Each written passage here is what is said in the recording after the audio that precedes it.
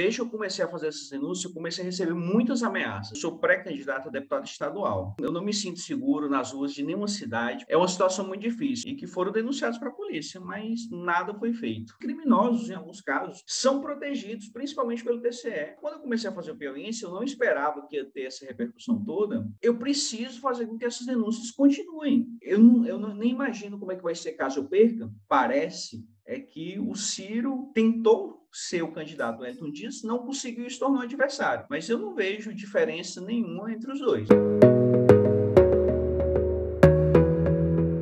Bem, a gente está aqui com Petrus Evelyn. Petrus Evelyn, que é o criador do portal e do perfil no Instagram O Piauiense, que nos últimos 2 anos, principalmente, ficou bastante conhecido da população do Piauí, ganhou uma enorme visibilidade depois de denunciar e se levantar contra casos de corrupção, suspeitas de atividades ilegais no governo do estado, em prefeituras municipais, aliás, em todas as esferas de poder, judiciário, legislativo e executivo. Há algumas semanas, alguns dias, o Petrus Evelyn anunciou no portal piauiense, em seu perfil pessoal no Instagram, a sua intenção de disputar uma cadeira de deputado nas próximas eleições de 2022 e, a partir de agora, Política Dinâmica, entrevista o Petrus Evelyn, jornalista. E a minha primeira pergunta, na verdade, não é uma pergunta.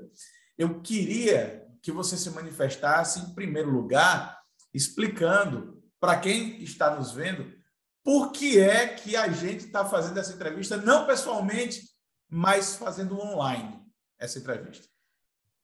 Bom dia, Marcos. Bom dia a todos os espectadores do Política Dinâmica. Marcos, não estamos fazendo essa entrevista presencial porque eu não saio de casa, minha segurança é toda comprometida, as pessoas não sabem onde eu moro, porque desde que eu comecei a fazer essas denúncias, eu comecei a receber muitas ameaças. Então, eu não me sinto seguro nas ruas de nenhuma cidade, principalmente Teresina, né, onde eu estava quando eu comecei a fazer o piauiense. Então, é uma situação muito difícil. Minha família também não sai, eu tenho uma esposa, tenho um filho pequeno, eles não saem de casa e é por isso, né? Assim, minha segurança ficou totalmente inexistente, eu não me sinto seguro em nenhum lugar do Piauí, e principalmente devido às constantes ameaças que eu recebo. Pedro, e essas ameaças, elas têm origem em alguma denúncia específica ou você acha que é o conjunto da obra que lhe conferiu assim essa insegurança? Marcos, as ameaças elas surgem geralmente em alguns momentos, né? Por exemplo, houve o caso dos CPFs premiados. Aí eu recebi bastante denúncia. Foi nessa época que eu comecei a tomar cuidado com minha segurança. Sempre quando há certas denúncias, por exemplo, relacionadas com licitações fraudulentas, e aí tem um boom na página, né? Que a gente começa a bater em um caso específico e começamos a denunciar um caso específico em vários detalhes. Quando acontecem esses booms, aí surgem ameaças, né? Quando nós denunciamos algo relacionado com a Prefeitura de Teresina, começamos a denunciar bastante, envolve muitas pessoas. Aí surgem. Geralmente passa, né? Depois do tempo dá uma acalmada e ficam as denúncias mais cotidianas, digamos assim, e aí somem, dá uma paradinha, né? Mas quando voltam essas denúncias que envolvem, às vezes, milhares de pessoas, como foi no caso da Assembleia Legislativa, aí se intensifica, surgem fakes, às vezes nem é fake, né? Tem ameaças de pessoas que foram identificadas e que foram denunciadas para a polícia, mas nada foi feito. Essa tua vontade de ser candidato, primeiro eu queria saber o cargo, é deputado federal, é deputado estadual, e eu queria saber quando foi que ela nasceu. Você acha que ficaria mais protegido dentro de um mandato legislativo? Marcos, eu sou pré-candidato a deputado estadual. E o motivo, assim, quando eu comecei o piauiense, eu não pensava nisso. Na verdade, eu prefiro a minha rotina com o jornalismo, uma rotina mais livre, uma rotina que eu faço os meus horários, né? Uma coisa que é melhor para mim. E antes do jornalismo, eu tinha uma agência de publicidade que também era mais ou menos a mesma coisa, né? Era uma coisa... Eu faço os meus horários e eu gosto de ser assim. Só que quando eu comecei a fazer o Piauiense, eu não esperava que ia ter essa repercussão toda. Começaram a ter tanto essas ameaças, mas não apenas. Eu comecei a abrir muitas representações no Ministério Público, né? Só no Ministério Público do Piauí, o Ministério Público Estadual, eu abri cerca de 30 representações e muito pouco foi feito, inclusive algumas envolvendo membros do Ministério Público. Já abri denúncias com o Conselho Nacional do Ministério Público e eu vi muito pouca coisa acontecendo. O Ministério Público ajuizou algumas ações, né? Cerca de 20 ações. Só que, assim, inclusive, o promotor Chico de Jesus, que eu acho que tem até boa vontade, mas são coisas pequenas. Os peixes grandes, eles foram evitados, eles não foram denunciados. E isso é preocupante. Por isso que eu pensei assim, olha, primeiro, eu preciso de segurança. E não dá para viver assim, mesmo evitando sair de casa, eu não posso viver a vida inteira assim, né? Eu não posso viver me escondendo, porque uma hora vai ser insustentável para mim, para minha família. E, segundo lugar, eu preciso fazer com que essas denúncias continuem. Não dá para, parou aqui, a gente sabe. Eu percebo que os denunciados eles estão se sentindo confortáveis, eles já perceberam isso, olha, o Ministério Público está protegendo, o TCE está protegendo os crimes que estão acontecendo. Os criminosos, em alguns casos, são protegidos, principalmente pelo TCE. Então, eu preciso buscar mais ferramentas para dar continuidade a essas denúncias, porque o Ministério Público não vai fazer isso, e muito menos o Tribunal de Contas do Estado, se não houver mudanças sérias em relação a isso daí. Você acredita, então, que no mandato de deputado estadual, fazendo parte da Assembleia oficialmente, as suas denúncias, para que elas sejam simplesmente ignoradas, vai ter que haver um comprometimento muito maior do Ministério Público, dos tribunais, com o esquema de corrupção. E talvez, dessa maneira, as denúncias, a partir daí sim, possam caminhar com mais celeridade, serem cobradas com mais, vamos dizer assim, com mais força, é isso? Eu acredito que eu vou ter mais ferramentas para cobrar de promotores, cobrar de procuradores, cobrar do TCE. Acredito que vai aumentar a minha gama de ferramentas para fazer essas cobranças. Inclusive, eu falo o seguinte também, quando eu divulguei minha pré-candidatura, eu também falei o seguinte, olha, mas só uma pessoa lá vai fazer a diferença? É melhor do que zero. Eu também, eu digo o seguinte, eu convido as pessoas a fazerem parte desse processo. Não gosto do Petros, eu não acho, pois se candidate, faça parte também. Vamos parar de deixar só esses mesmos grupos políticos, essas mesmas pessoas participando dos processos políticos. São sempre as mesmas pessoas. Então, o Piauí está preso naquelas mesmas caras, aquela mesma oposição que não faz nada, aqueles mesmos políticos que estão lá há décadas. Precisamos convidar boas pessoas para a política, para que não seja só sejam várias pessoas mudando o Piauí. Petros, me diz uma coisa. Obviamente, você sabe que candidaturas, elas no Brasil não podem ser avulsas. Você não pode simplesmente lançar seu nome e escolher um número qualquer para colocar na urna. Você tem que ser filiado a um partido que vai defender um candidato a presidente, um candidato a vice-presidente, um candidato a governador, a vice, a senador e a deputado federal, além da sua própria candidatura lá no futuro. Você se sente confortável em ser fiador ou estar próximo de outros políticos? Marcos, isso daí é uma das grandes dificuldades desse processo de eu me candidatar, né? Por isso estou procurando um partido que consiga me dar viabilidade, né? Não dá para ser um partido que não tem candidatos, seria só eu, né? Primeiro que lhe aceite, um partido que lhe aceite um partido que me aceite, né? Já tem uns aí que diz que não querem saber. E também um partido que eu possa ter uma certa liberdade, né? Eu não gostaria de apoiar ninguém, até porque eu acho que isso daí até uma moeda de troca. Eu sou o candidato do Bolsonaro, o candidato do Lula. Eu quero que as pessoas foquem no que eu tenho a dizer, no que eu vou defender, até porque eu não vou ter influência com o presidente da República ou mesmo com um deputado federal.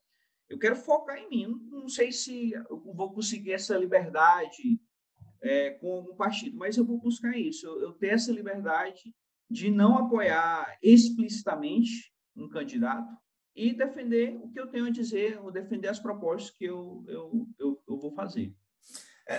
Deixa eu insistir nisso, Petros, porque é o seguinte, muita gente que te segue lá no Piauiense tem você mesmo assim como uma certa baliza moral, né? A gente que faz jornalismo que denuncia, que mostra casos de corrupção, a gente termina sendo, de alguma maneira, buscado por pessoas para que a gente diga, que a gente avalize. E o que você acha de fulano? Eu já vi algumas enquetes que você faz, e o que você fala, você abre um boxzinho lá nas stories ainda, e vê assim, o que é que você acha de Marcos Mello? O que é que você acha de fulano e tal?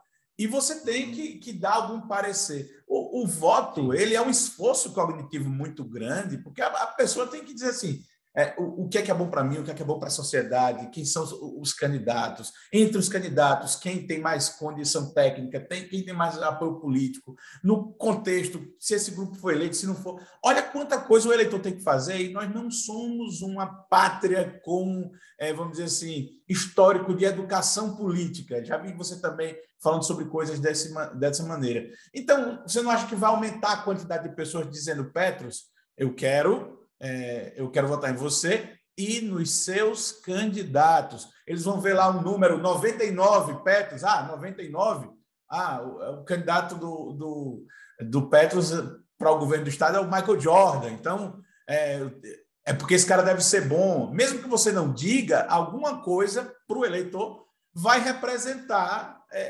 talvez a sua opinião, o próprio número, por exemplo. Marcos, eu não pretendo eu não sei como é que vai ser na campanha, para ser sincero. Eu não sei como é que essa campanha vai se desenvolver, mas eu não pretendo dizer assim, olha, vote no fulano de tal. Não é o meu estilo, eu não gosto disso. Vote no que você achar que é o melhor para você. Mas eu não vou me furtar de analisar os candidatos a presidente, a deputado federal, a senador. Eu vou fazer essa análise mostrando prós e contras, como eu já fiz no jornalismo, como eu fiz nas eleições municipais de 2020, mostrando o lado positivo e o negativo. Eu acho que a gente tem que parar com isso de eu sou o candidato fulano. Isso que eu acabei de falar. Eu represento os ideais dele. Não, eu represento os meus ideais. Eu jamais vou ser o candidato de um governador, o candidato de um presidente, porque isso não faz sentido. Eu só posso defender a mim mesmo, eu só posso defender as minhas ideias. Mas eu posso dar a minha opinião sobre todos os candidatos. E é isso que eu vou fazer. Sem pedir voto, sem dizer assim, olha, vote no fulano, porque eu acho que isso aí não faz sentido. É uma associação ali meio oportunista, de você querer se associar com outro candidato. E eu quero que as pessoas votem em mim por minha causa, não porque eu sou o candidato do Bolsonaro, ou de quem quer que seja, ou de qualquer político que seja. Mas pelas ideias que as pessoas acreditam que eu posso exercer e trazer algum resultado para elas. E imagino que a candidatura vai expor de toda sorte você mais um pouco do que você já é. Ou você acha que vai ficar a mesma coisa? A sua família concorda com essa candidatura? Olha, não concordava no começo, mas eu acho que a minha família viu que esse foi um desenvolvimento natural do meu trabalho. Foi uma coisa que, mesmo eu não querendo no começo, eu disse, olha, só sobrou isso daqui. Se eu não tentar isso daqui, eu sinto que o trabalho parou de evoluir, porque os denunciados, provavelmente eles não vão ser punidos ou não vai ter uma evolução daquilo ali se continuar a forma como está acontecendo. Estamos denunciando reiteradamente e nada acontece. Um exemplo é o próprio Temístocles Filho aí, que já existe um processo contra ele para ele deixar de ser presidente da Assembleia, e a gente percebe que há uma organização para esperar que ele renuncie ao mandato para ser candidato a vice-governador, sem passar por essa vergonha de perder o cargo. Ou seja, é algo montado. E, então, tudo no Piauí parece ser assim. Só outro exemplo, eu fui processado, um exemplo rápido aqui. Sim. Eu fui processado, o juiz deu a sentença, depois que estava concluído para a sentença, deu a sentença em 21 horas. Como é que eu posso confiar um TJ assim? Esses juízes, esses juízes já possuem sentenças contra mim. Como é que um juiz dá uma sentença em 21 horas? Foi 2 dias depois das considerações finais dos advogados. Isso não existe no Piauí. Então, ou minha família permite, e ela está permitindo, que eu busque isso daí, o meu trabalho está fadado a acabar. Tanto é que eu nem imagino como é que vai ser caso eu perca, como é que eu posso continuar? Eu vou ter que mudar esse formato, vou ter que buscar mais apoios. Eu pretendo continuar com o piauiense, mas eu vou precisar mudar o formato do meu trabalho para continuar de maneira mais sustentável para mim. Me diz o seguinte, hoje você tem uma postura de pedir doações. Eu já vi em grupos de WhatsApp, em outros perfis, que contra-atacam as suas denúncias, dizendo que é um tipo de chantagem, é um tipo de extorsão. Como é que você enxerga isso? Isso aí não faz sentido nenhum. Como é que é extorsão se eu tô denunciando, eu não estou pedindo a doação para quem eu estou denunciando, não. Eu estou pedindo para as pessoas que me seguem. Então, às vezes, a pessoa diz assim, ele está denunciando para alavancar o nome. Olha, a página hoje em dia tem 70 mil seguidores. Não estou denunciando para chamar a atenção. As notícias, elas já correm. Às vezes, eu percebo o seguinte, eu denuncio que tem um nome irregular na Assembleia Legislativa. A pessoa, você está me denunciando apenas para chamar a atenção. Ora, a pessoa ela está errada e eu estou denunciando. Ela acha que os outros vão se incomodar mais com o fato de eu estar pedindo ajuda para continuar as denúncias do que com ela que está errada. Isso não faz sentido. Isso de doação é uma coisa que está muito em voga no Brasil todo. Páginas independentes estão pedindo doação por quê? Porque quem gosta daquele trabalho patrocina. Isso é melhor do que fazer com jornalismo com dinheiro público, que aí todos estão pagando, todo mundo, o Amadeu Campos, eu odeio ele, mas você está pagando porque o programa dele é patrocinado, porque é Amigo Norte é patrocinado pelo governo do estado. Você paga se você não gostar ou não. No piauiense, não. Se você gostar e quiser pagar, não precisa nem pagar, né? A quantidade que você quiser. A pessoa, eu recebo às vezes 50 centavos. Eu recebi 1 centavo. O cara foi lá e fez um pix de 1 centavo. Por quê? Porque ele queria dizer, olha, eu ajudei o piauiense, só tinha 1 centavo, mandei 1 centavo. E eu quero ajudar, então é uma coisa simples. Quem não gosta, já teve pessoas que fizeram doação e, por exemplo, eram políticos, eu entrevistei e tal, depois eu fiz uma denúncia. Não mudou nada o fato dele ter feito ou não doação. Isso aí não afeta em nada o meu trabalho. Então, não tem nada a ver com isso aí de chantagem. Chantagem seria se eu dissesse, olha, não vou lhe denunciar se você me der um dinheiro. Isso aí jamais vai acontecer no piauiense e não existe ninguém que já teve alguma denúncia minha a respeito disso. Políticos já doaram, então, para você? Já, por exemplo, nas eleições municipais, eu pedia para o próprio político ao vivo. Disse, olha, você pode fazer uma doação. Já teve doações, sim. E a sua experiência com isso? Se você denuncia em seguida um cara que doou para você, com você, como é que foi isso? Olha, como eu fiz sempre tudo às claras, por exemplo, o Fábio Novo, quando eu fiz a entrevista com ele, ele fez uma doação logo depois, né? E aí as eleições foram em outubro, a doação dele acho que foi em agosto de 2020. Em dezembro, nós fizemos a denúncia. Nunca houve um caso, nem nesse do Fábio Novo, de que o político falou assim, olha, eu fiz uma doação. E aí que está o pulo do gato, porque eu peço doação para várias pessoas. Se eu perco um doador, nada acontece, não tem problema, porque eu tenho centenas de doadores. Então, a perda de um não tem problema. Mas, assim, nunca nenhum político reclamou, não. Ele mandou por conta própria, eu nunca pedi. Eu pedi nesse caso aí dos candidatos a prefeito, porque eu pedi ao vivo, né? Olha, pessoal, se você quiser doar, doe. Nem todos doaram, né? Quem quis, doou, né? Eu não lembro mais quem foi que doou, mas eu lembro do caso do Fábio Novo, porque logo depois eu denunciei ele. Mas não teve nenhuma relação. Foi a questão assim, olha, a página é feita de doações. Se você, político, quiser doar, doe. Não vejo problema. Doe como cidadão. Não é para blindagem. Doe como? Doar como cidadão, qualquer poderia doar. Ele não está comprando a blindagem dele. Eu acho que talvez o político até pensou que poderia acontecer isso daí, mas jamais vai acontecer. E quando é questão com político, é sempre ao vivo, eu peço como peço para qualquer outra pessoa. E isso daí também foi em 2020. Hoje em dia, nunca mais aconteceu, não. Petros, é uma conversa que a gente vai ter, eu acredito que outras vezes, daqui até as eleições. Esse é um momento de pré-candidatura, eu sei que ainda está muito embaçado, a gente tem alguns prazos para cumprir aí até o dia 31 de março, depois ver federações lá no dia 31 de maio, enfim, tem muita coisa. Você não é candidato ainda, você é pré-candidato, mas você já conversou com partidos políticos, você sabe, você tem pelo menos uma ideia em que campo, esquerda, centro, direita, na sua cabeça isso existe ou vai ser onde a sua campanha, onde a sua futura candidatura poderá ser melhor viabilizada? Marcos, eu tenho uma vertente mais liberal e conservadora, né? Apesar de achar que não existe partido conservador e nem liberal no Piauí, eu vou buscar algo mais próximo disso, né? Tem até uma curiosidade, eu fui o primeiro filiado do Piauí do Partido Novo. Eu fui filiado em Ah, 2015, foi? o primeiro de todos. Né? Quando puxa a lista lá dos filiados do Partido Novo, eu estava lá, mas eu passei pouco tempo, depois eu me filiei de novo, mas não fiquei muito tempo assim, não me desenvolvi, não. Então, vai ser algo mais próximo dessa linha.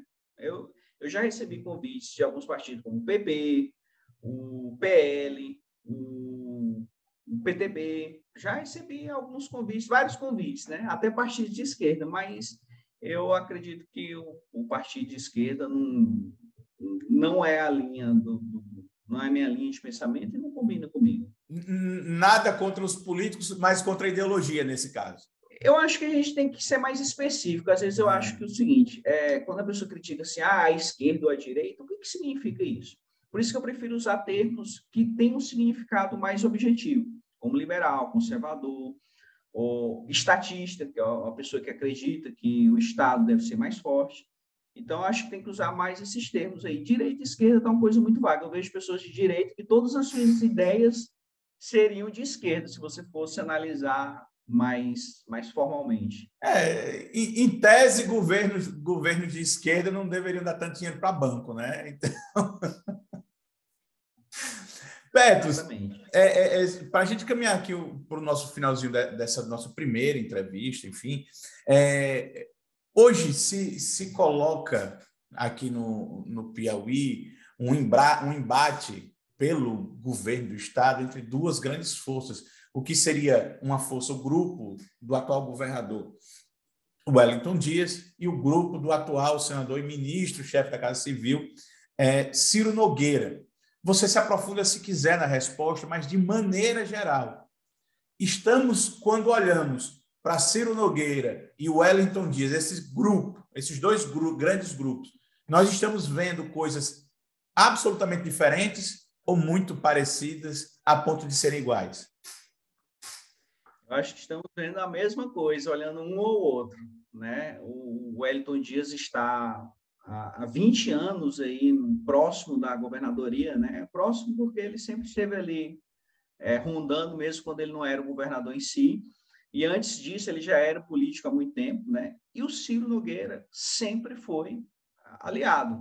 Ciro Nogueira, antes desse seu desejo de estar na governadoria, ele nunca falou sobre segurança pública, saúde, educação, nunca mencionou nada disso.